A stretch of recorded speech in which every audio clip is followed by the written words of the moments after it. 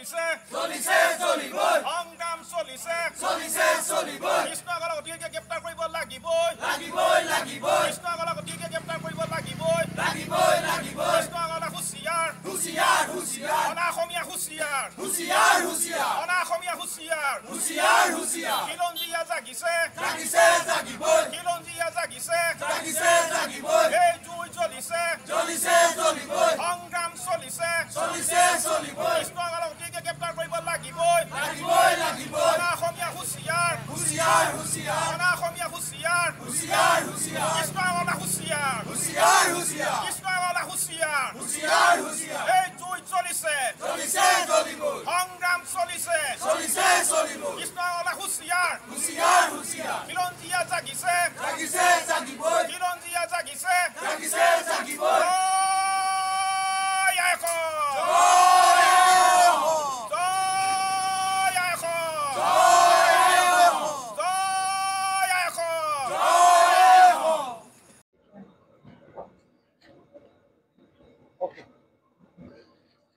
আজি 5টাকৈ দিন উকলি গ'ল 5টাকৈ দিন উকলি যোৱাৰ পিছতো ONC কৰ্তৃপক্ষ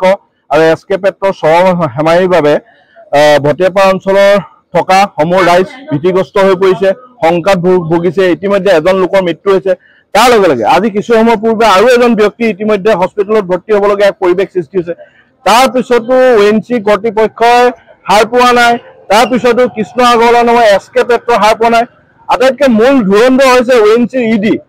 আটাইতকৈ বদমাছ মানুহজন হৈছে ONC ED তাৰ লগে লগে তাতোতকৈ আৰু এজন বদমাছ মানুহ হৈছে কৃষ্ণ আগৰৱালা যিজন আগৰৱালাৰ অফিচৰ সন্মুখত আজি আমি বীৰ লাচিত থানাৰ সহযোগত আমি অসমীয়া যুৱ মঞ্চত অৱস্থান কৰি আছো তাৰ লগে লগে এটা কথা স্পষ্টভাৱে ক'ব বিচাৰো যে ONC কৰ্তৃপক্ষই আজি পৰ্যন্ত যিসমূহ ভটিয়াপাৰা ৰাইজ আছে যিসমূহ এই গেছ নিৰ্বাপিত হোৱা স্থানত যিসকল ৰাইজ ভীতিগ্ৰস্ত হৈ ঘৰ বা এৰি আশ্ৰয় শিবিৰত থাকিবলগীয়া হৈছে সেই ৰাইজৰ কাষত কিন্তু এতিয়াও ONC ED সন্মুখ হোৱা নাই তেখেতে সংবাদ মাধ্যমৰ আগত তেখেতলোকে কি ব্যৱস্থা গ্ৰহণ কৰিব কেনেধৰণে এই গেছ নিৰ্বাপিত কৰিব তাৰ বিষয়ে তেখেতলোকে বিতংভাৱে কোনো ধৰণৰ ব্যৱস্থা গ্ৰহণ কৰা কথা সংবাদ মাধ্যমৰ আগত তেখেতলোকে প্ৰকাশ কৰা নাই কৃষ্ণ আগৰৱালা যি SK পেট্ৰৰ বিষয়াসকল আছে বা কৃষ্ণ আগৰৱালাৰ লোকসকল গৈও স্থানীয় ৰাইজসকলক সকাহ দিয়াৰ বাবে তেখেতলোকে কোনো ধৰণৰ ব্যৱস্থা গ্ৰহণ কৰা নাই স্থানীয় লোকসকলক তেখেতলোকে সামান্যতম আৰ্থিকভাৱে তেখেতলোকে সহযোগ কৰা নাই যিহেতু তেখেতলোকে ঘূৰ আন্ধাৰত তেখেতলোকে তাত থাকিবলগীয়া হৈছে জুই জ্বলাব নোৱাৰে তেখেতলোকে আশ্ৰয় শিবিৰত ল'ৰা ছোৱালী পশুধন সকলো ভীতিগ্ৰস্ত হৈ পৰিছে সকলো শংকাত ভুগিছে নিজৰ হয়তো মাটিডৰা কাইলৈ যদি বাগজানৰ দৰে দ্বিতীয়বাৰ পুনৰ ঘটনা সংঘটিত হয়তো সেই মাটিডৰা আৰু মাটি হৈ নাথাকিব বিভিন্ন ক্ষেত্ৰত আমি দেখা পাইছো যে ONC চূড়ান্ত হেমাহি SK পেট্ৰই 2 নম্বৰী পাইপ লগোৱাৰ বাবে আজি এই ঘটনা হয়তো সংঘটিত হৈছে বুলি আমাৰ শংকা হৈছে কিন্তু ONC কৰ্তৃপক্ষই SK পেট্ৰক চোকা নজৰ দিয়াৰ পৰা সদায় বিৰত থাকে কিয়নো ONC ED SK পেট্ৰৰ পৰা বৃহৎ দলৰ লেনদেন কৰে বুলি আমি শংকা কৰিছো আৰু আমি মুখ্যমন্ত্ৰীয়ে ইতিমধ্যে তদন্তৰ ঘোষণা কৰিছে আমি মুখ্যমন্ত্ৰীক দাবী জনাইছো EDৰ ওপৰতো তেনেধৰণে এক চূড়ান্তভাৱে EDয়ে যিটো হেমাহি কৰিছে বা EDয়ে আজি পৰ্যন্ত ভটিয়াপাৰা ৰাইজৰ সন্মুখত তেখেতে থিয় দি ভটিয়াপাৰা ৰাইজক আশ্বস্ত কৰিব পৰাকৈ তেখেতে কোনো ধৰণৰ বক্তব্য ৰখা নাই গতিকে EDৰ ইয়াত চৰম হেমাহি আছে EDৰ ইয়াত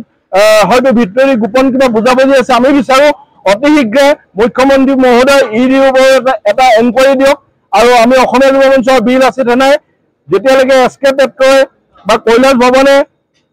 স্থানীয় ৰাইজৰ ক্ষতিপূৰণৰ ব্যৱস্থা নকৰে তেতিয়ালৈকে বীৰ লাচিত থানা যি প্ৰতিবাদ কৰিব তাত আমাৰ সম্পূৰ্ণ সহযোগ থাকিব ঐক্যবদ্ধ সংগ্ৰাম জিন্দাবাদ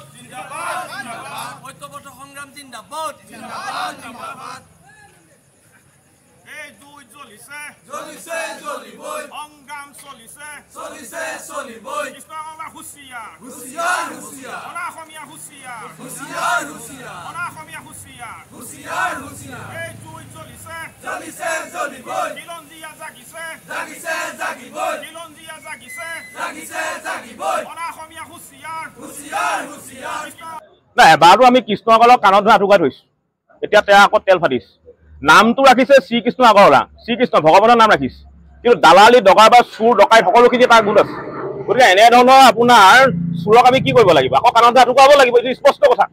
আজি বীৰ লাচিত থানা অসম শিৱসাগৰ জিলা সমিতিয়ে কৃষ্ণ আগৰৱালাৰ বিৰুদ্ধে প্ৰতিবাদী কাৰ্যসূচী হাতত লৈছে আৰু আমি জাতীয় সংগ্ৰামী অসমে পূৰ্ণ সহযোগিতা আগবঢ়াইছো আমাৰ স্পষ্ট কথা এটাই যে